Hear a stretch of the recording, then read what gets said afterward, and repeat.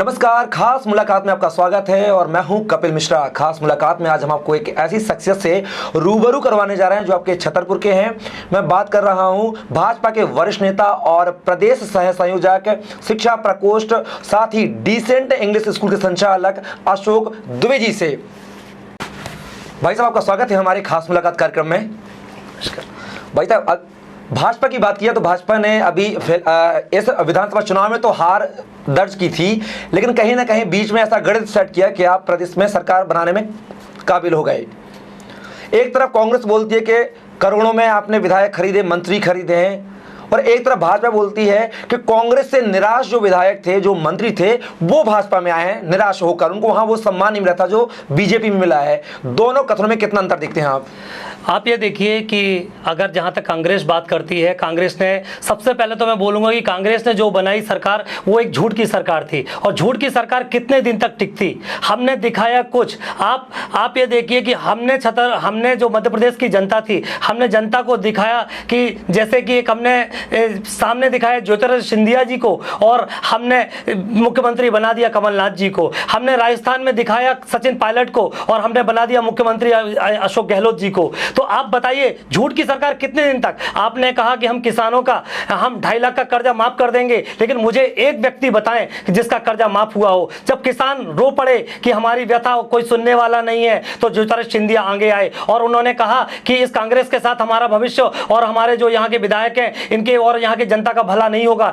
जिन शर्तों पर हमने वोट मांगे थे, जब वही बात पूरी नहीं हो रही तो हमें निश्चित तौर पर हमको अब इसके खिलाफ जाना पड़ेगा। उन्होंने माननीय राहुल गांधी, उन्होंने हमारे सोनिया गांधी, सभी लोगों से बातचीत की। जब उनको लगा कि यहाँ पर आश्वासन केवल हमको कोरे वायदे भर मिलेंगे और वो पूरे नहीं होंगे, तो उन्होंने केवल भाजपा का दामन थामा और उन्होंने कहा कि सरकार को हम गिरा देंगे। दुबे जी, पहली बात तो ये कि आप जो बोल रहे हैं कि ज्योतिरादित्य सिंधिया ने कांग्रेस से किसानों से वादा किया था, इसलिए वो वादे के मुताबिक बीजेपी में आए हैं, उनकी वहां पे मांग पूरी नहीं हो रही थी।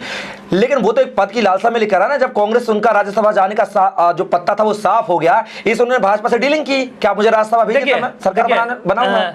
कपिल भाई, मैं आपको एक बात और बता दूं कि आप ये देखिए कि अगर उनको पद की लालच हमेशा नहीं थी, वो वहां पर भी थे, उसके बाद मुख्यमंत्री बने, उन्होंने कुछ नहीं कहा, उन्होंने कहा उप मुख्यमंत्री, उन्होंने उसके पद के लिए भी नहीं गए। लेकिन जब उनको लगा कि आप बताइए ना, हम कहते हैं ठीक है ज्योतिरादित्य सिंधिया जी चले गए और आप जनता के मैदान में थे और 29 सीटों पर आपने चुनाव लड़ा, फिर आपको भाजपा ने आपको कांग्रेस को वोट क्यों नहीं किया, फिर भारतीय जनता पार्टी ने उस सारी सीटों पर विजय कैसे प्राप्त की। तो निश्चित तौर पे अगर आप उस बात को लेकर जनता के बीच में गए कि हमारे साथ धोखा हुआ, हमारे साथ ज्योतिरादित्य सिंधिया ने धोखा किया, हमारे साथ भाजपा ने धोखा किया, तो फिर हमें आप बताइए ना कि जनता ने भाजपा को वोट कैसे किया, क्योंकि उनको पता था कि ये झूठ और कपट की सरकार है, इन्होंने धोखा देके हमारी सरकार बनाई है। दुबे जी, कांग्रेसी बोलते हैं कि भाजपा ने ईवीएम सेट कर रखी है, सरकार ने जिताया उन विधायकों को।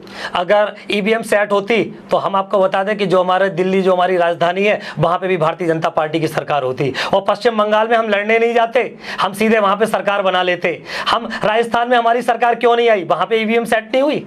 हमारी छत्तीसगढ़ में सरकार क्यों नहीं बनी, वहां पे ईवीएम सेट नहीं हुई। जहां पे कांग्रेस हारती है वहां पे तोहमत लगाती है कि हमारी ईवीएम सेट है। तो ये उनको खुद चिंतन करना चाहिए कि हम किस दिशा में जा रहे हैं। अगर आज वो कांग्रेस पार्टी अगर चाहती है कि हम सरकार बनाएं, तो वह किसानों के बारे में सोचे। अगर वह चाहती है कि हम युवाओं को रोजगार के बारे में सोचे, तो आप देखिए, अगर वो काम करती है तो जनता ने मौका दिया था। लेकिन आप उसको, अगर आप केवल कोरे कागज और कोरे वादे आप करेंगे, तो निश्चित तौर पे आपके उसमें सरकार ने, उसको जनता ने आपको जहां पे जिस जगह पे आप थे उस जगह भेज दिया। आज 44 सीटें हैं, और वो 44 सीटें कब 4 में बदल जाएंगी। भारतीय जनता पार्टी की 2 सीटें थी और 2 सीटें कब आपकी 300 सीटों में बदल गई। तो ये तो केवल करने का काम है ना।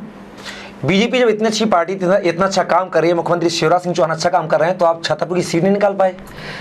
देखिए, ये आपकी बात, यहाँ पे अगर छतरपुर की बात आती है, हाँ, छतरपुर में जो कार्यकर्ताओं के मन में था, कहीं से लगा उनको कि कुछ सीटें अगर हमारे इनको टिकट मिलती या किसी और को टिकट मिलती है, बहुत सारी बातें थी। तो छतरपुर में एक ऐसी घटना घटी कि आपकी जो यहाँ पे हम 5 सीटें हम हारे।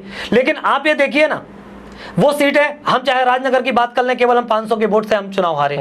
हम छतरपुर की बात कर लें तो यहाँ पे हम बहुत नजदीक आते आते रह गए। लेकिन हम आपसे बोल रहे हैं ना, इस बार ये प्रत्याशी की हार नहीं हुई, केवल जो हमारे किसान भाई थे उन्होंने वो 2 लाख का जो लालच था, उसके कारण हमें मिली, तो उस जगह पे हमारी छतरपुर की जनता थी वो सोर गए। आपने खजुराहो सीट का तो उदाहरण दिया, बिजावर सीट का उदाहरण भी देंगे ना? आपके 35 साल से सबसे बुरी हार हुई है प्रदेश में आपकी।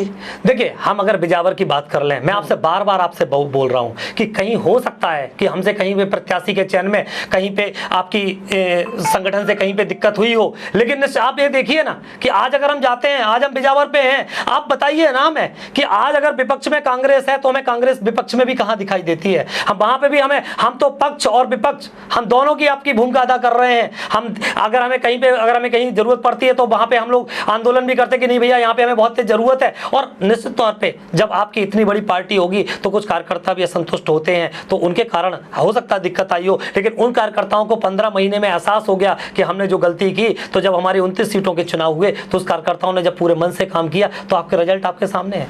आपने यहाँ पर यूनिवर्सिटी ला कर दे दी, मेडिकल की घोषणा भी कर दी है, लेकिन वो कहीं ना कहीं किराए के मकान पर कागजी पन्नों पर चल रहे हैं, उनको कब अमली जामत पहनाएंगे आप? कपिल भाई, आप ये देखिए कि भारतीय जनता पार्टी की सरकार बनी और भारतीय जनता पार्टी ने आपके यहाँ पे मेडिकल कॉलेज की घोषणा की, जो हमें भी बताया कि छतरपुर की जनता की एक एक व्यक्ति की मांग थी कि यहाँ पे मेडिकल कॉलेज खुले, और सभी लोग उसमें आगे आए, चाहे वह युवा वर्ग हो, चाहे वह हमारा व्यवसायी वर्ग हो, सभी लोग उसमें आगे आए। और हमारे आदरणीय जो माननीय शिवराज सिंह चौहान जी है, उन्होंने इसकी घोषणा भी की, और घोषणा करने के बाद आपको मैं बता दूं कि उनका बजट भी उस समय सैंक्शन हो गया था। लेकिन आप ये देखिए कि वो सरकार जो आपके जैसे हुई और उसके बाद कांग्रेस की सरकार आ गई, और कांग्रेस की सरकार ने कहा कि भाई वो आपका मेडिकल कॉलेज यहाँ पे नहीं बनेगा, आप 1.5 साल हम चले गए। लेकिन आज मैं आपको ये बताने में मुझे बहुत खुशी महसूस हो रही है कि आज भारतीय जनता पार्टी ने दोबारा जैसे सत्ता में आई तो भारतीय जनता पार्टी ने यहाँ पर मेडिकल कॉलेज थी उसकी पुनः घोषणा की, और साथ में घोषणा ही नहीं की, उसके लिए 300 करोड़ का बजट भी आपको पास कर दिया जी। तो आप कब तक वो बनकर तैयार हो जाएगा मेडिकल कॉलेज दुबे जी? मैं आपको बता दूं कि जो आने वाले हमारे चुनाव हैं उसके पहले छतरपुर में मेडिकल कॉलेज बहुत अच्छे भव्य रूप में बनेगा। आप शिक्षा क्षेत्र से भी जुड़े हुए हैं, शिक्षा का आजकल व्यवसायीकरण हो गया है। देखिए, जो सरकारी शिक्षक है वो ट्यूशंस पढ़ा रहे हैं, मोटी मोटी फीस वसूली जा रही है। कोरोना काल में ले लीजिए, सरकार ने और हाई कोर्ट ने आदेश दिया था कि आप ट्यूशन फीस के अलावा कोई भी फीस नहीं वसूल पाएंगे। अभी हाल ही में आपके विद्यार्थी परिषद ने भी इस मामले को उठाया था विश्वविद्यालय के स्तर पर कि छात्रों से कुछ फीस परीक्षा जो शुल्क है, जब छात्र कॉपियां खुद खरीद रहा है, घर से लिख के ला रहा है, तो किस एवज की फीस आप वसूल रहे हैं? जब आप परीक्षा करवाते थे प्रत्यक्ष प्रणाली से तब उसमें फीस लगती थी, कॉपी लगती थी, ऑब्जर्वर की ड्यूटी का पैसा निकलता था। वो जब ये सारी चीज खत्म है तो फिर फीस किस नाम की ली जा रही है, परीक्षा फीस? हाँ। उस पर आपने क्या अमल किया? देखिए, मैं आपको बता दूं, जैसे आपने बोला छतरपुर में चाहे जितने स्कूल हैं, चाहे आपके जितनी भी संस्थाएं हों, आपने गवर्नमेंट ने साफ साफ कह दिया कि केवल हम ट्यूशन फीस की वसूली आपके चाहे जो भी प्राइवेट स्कूल होंगे वो केवल ट्यूशन फीस ही वसूल कर पाएंगे। और आपने देखिए भी ना कि जो कुछ हो सकता है कुछ स्कूल होंगे जो आपके पूरी फीस वसूल कर रहे हैं, लेकिन आपके बहुत सारे स्कूल हैं जहां पे हमारे पूरी आपके चाहे आपने बोला अभी आप ही ने बोला कि आपकी विद्यार्थी परिषद काम कर रही, तो आपने ये देखिए ना कि विद्यार्थी परिषद को जहां लगा कि यहाँ पे गड़बड़ है वहां पे उसने उसके लिए आंदोलन किया। तो हम आपसे ये आपके यहाँ जी सरकार आपकी है, आप क्या कर रहे हैं? विद्यार्थी परिषद कर रही है, लेकिन आपने उनकी बात मानी? परिषद है, उनकी भी बात मानी। मैं आपसे बोल रहा हूँ ना कि छतरपुर में किसी भी अगर जगह पे आप देखें सारे स्कूल केवल ट्यूशन फीस की वसूली कर रहे हैं, उसके अलावा अगर किसी को अतिरिक्त चार्ज की वसूली होती है तो निश्चित तौर पे मैं कहता हूं कि आप इसकी कंप्लेन करें, आपकी कंप्लेन की सुनवाई होगी। बात कीजिए, आप बोल रहे भाजपा की सरकार ने गरीबों के हित में काम किया, किसानों के हित में काम किया, इसलिए वो दोबारा आई 18 महीने बाद।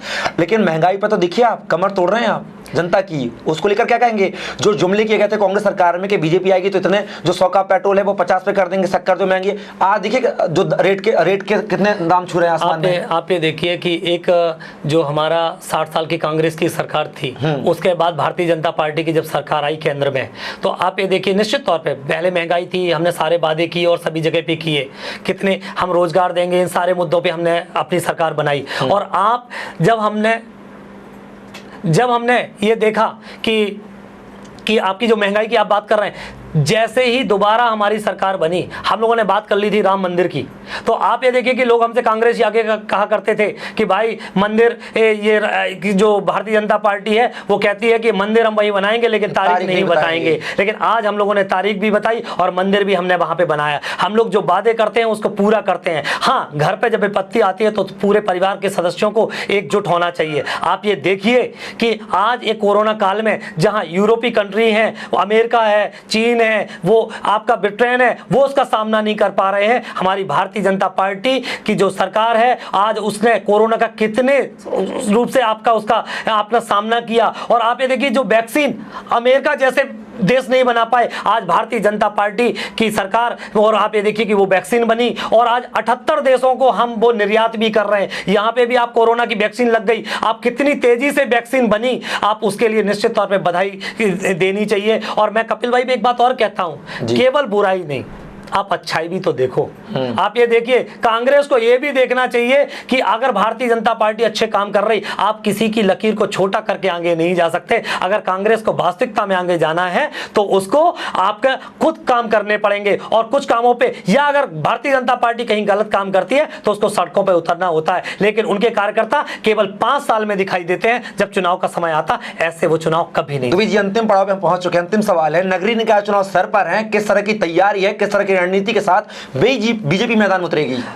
मैं कपिल भाई, मैं आपको विश्वास दिलाता हूं कि भारतीय जनता पार्टी का जो भी यहाँ पे उसको टिकट मिलेगी, भारतीय जनता पार्टी का वो सदस्य यहाँ पे निर्वाचित होगा और यहाँ पे नगर पालिका में भारतीय जनता पार्टी का अध्यक्ष बैठेगा। साथ में मैं आपको बता दूं कि जो आपके 40 वार्ड हैं यहाँ पर, आप भारतीय जनता पार्टी के जो भी कार्यकर्ता होंगे पूरे तन मन धन के साथ वो आपके भारतीय जनता पार्टी को जिताने में के लिए कार्य करेंगे।